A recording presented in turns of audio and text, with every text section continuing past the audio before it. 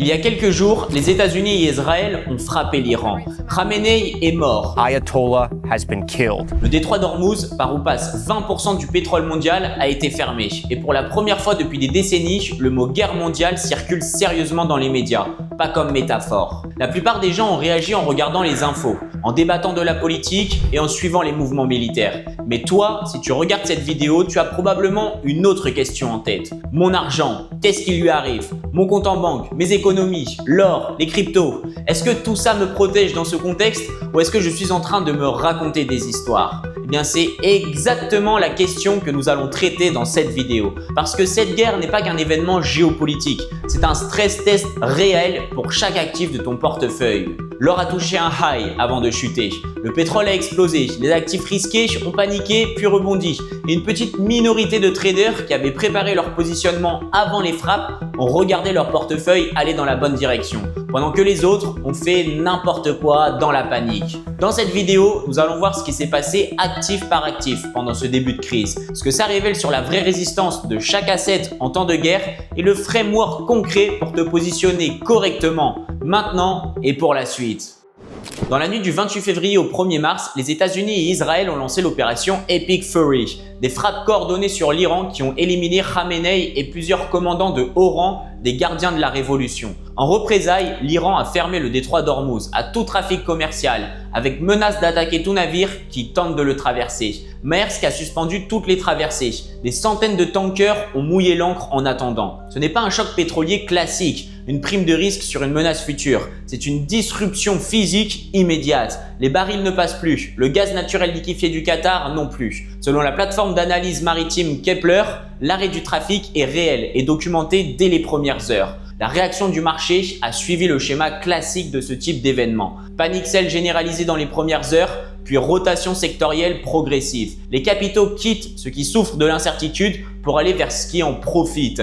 C'est cette rotation qui crée les opportunités, à condition de savoir où regarder. L'or a atteint les 5420 $ l'ounce dans les heures qui ont suivi la réouverture des marchés. Le deuxième plus haut historique après son ATH à 5600 de fin janvier 2026. Et pour rappel, il y a un an, il n'avait même pas encore atteint les 3000 $ l'ounce. Ce mouvement de plus de 80% en 12 mois ne s'explique pas entièrement par la guerre, mais par des tensions géopolitiques qui augmentent et par un changement d'ordre monétaire mondial. Des pays émergents qui souhaitent se dédollariser et créer un monde beaucoup plus multipolaire, qui ne tourne plus seulement autour du dollar et des États-Unis. Ce qui est structurellement important, c'est que l'or a décroché de sa corrélation historique avec les taux réels. Normalement, quand les taux réels montent, ce qui arrive quand le pétrole pousse l'inflation, l'or devrait souffrir. Ce n'est pas ce qu'on observe. L'or monte en même temps que les taux, ce qui signifie que le marché ne le traite plus comme un actif anti-inflation. Il le traite comme un actif anti-risque géopolitique pur. Pour le timing, c'est une distinction critique. Côté institutionnel, les grandes banques avaient déjà révisé leurs cibles avant même le conflit. JP Morgan à 6300 $ d'ici fin 2026,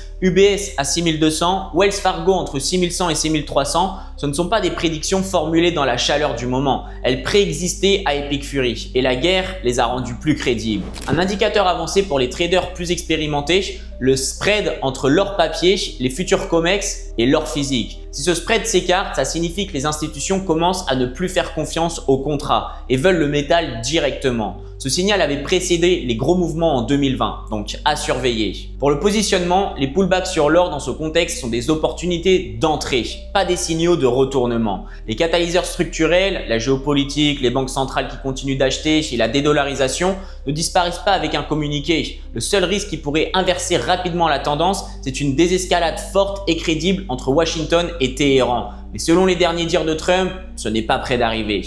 La question que tout le monde se posait au moment du conflit, est-ce qu'on va voir 100 $ le baril? Eh bien, la réponse honnête dépend d'une seule variable. Si le détroit d'Ormuz reste fermé ou si la marine américaine réussit à sécuriser le passage. Citigroup estimait le Brent dans un range de 80-90 $ dans un scénario de résolution rapide. Wood Mackenzie était plus direct. Si le transit restait bloqué, 100 $ était le plancher, pas le plafond. Barclays évoquait 120 $ en scénario prolongé, en utilisant comme référence la guerre Russie-Ukraine en 2022 où la crainte d'une perte de l'offre russe avait poussé le Brent à 127 $ le baril. Le trade le plus propre dans ce contexte, ce ne sont pas les majors pétrolières comme Exxon, Chevron ou encore Shell qui qui bouge avec le pétrole mais avec un décalage. Ce sont les producteurs de gaz naturel liquéfié américains comme New Fortress Energy qui deviennent soudainement les seuls fournisseurs fiables pour les marchés asiatiques privés du gaz qatari. C'est un move structurel qui peut durer des semaines. Et le piège à éviter, absolument, les tankers. On pense intuitivement que si le pétrole monte, les entreprises de transport maritime de pétrole doivent en profiter. C'est faux.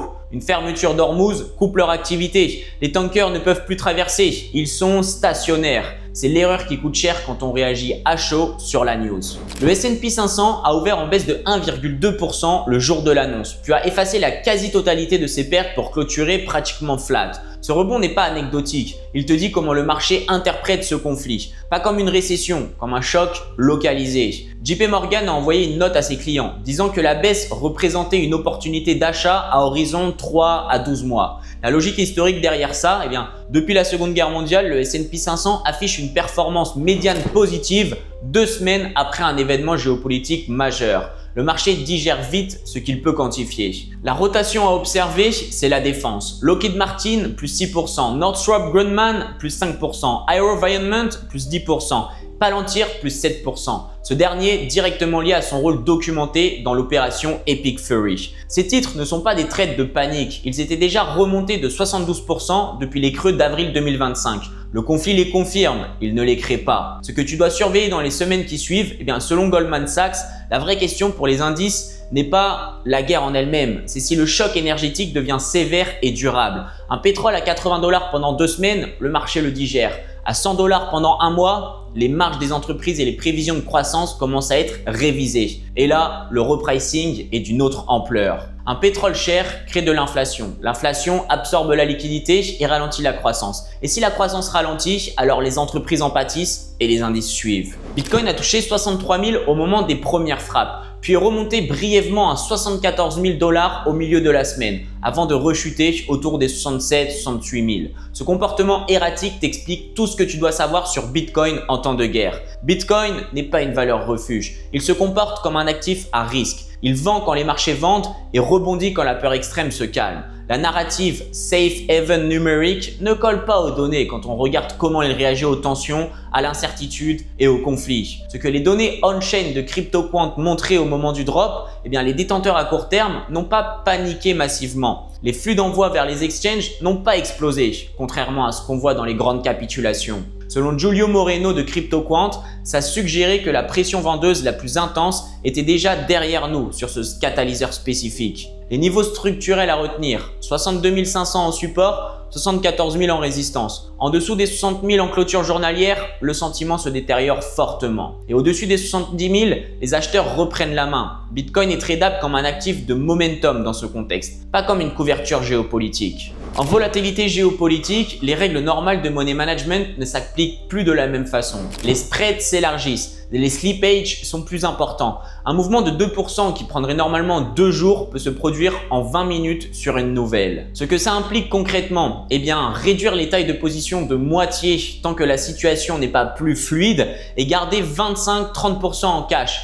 Pas pour ne pas perdre, pour avoir la capacité de rentrer sur les flash crash qui créent les meilleurs points d'entrée. Le rebond rapide du Bitcoin après la panique initiale a créé exactement ce type d'opportunité pour ceux qui avaient du cash disponible et des niveaux prédéfinis. Le piège le plus commun dans ce type de contexte, acheter le pétrole après qu'il ait déjà bougé de 10% ou acheter l'or après une grosse expansion. Le trade existait avant les frappes pour ceux qui avaient anticipé. Rentrer après, c'est payer la prime de risque qui est déjà dans le prix et risquer d'être stoppé sur la première consolidation. La bonne question à se poser avant chaque entrée, est-ce que j'entre sur la structure ou est-ce que j'entre sur la news? Si c'est la news, il faut mieux attendre le prochain niveau de support. Les niveaux à retenir.